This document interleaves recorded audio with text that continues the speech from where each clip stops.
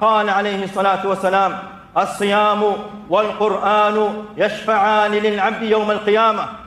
Kufunga na Qur'an zinamtakia shafaa, zinamtetea Muislamu mbele ya Mwenyezi Mungu Azza wa Jalla يوم القيامة.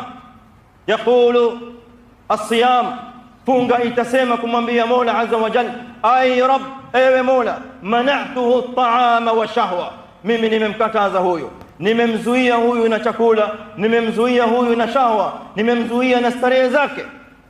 Alikuwa na mkewe, alikuwa na starehe zake, alikuwa na chakula chake na kinywaji chake kizuri, lakini mana'tuhu min hadha at-ta'am alladhi mana'tuhu min ladhatihi, mana'tuhu min shahwatihi, fashaffi'ni fihi, na kuomba Mola Azza wa Jalla unipe shafaa juu yake umsamehe.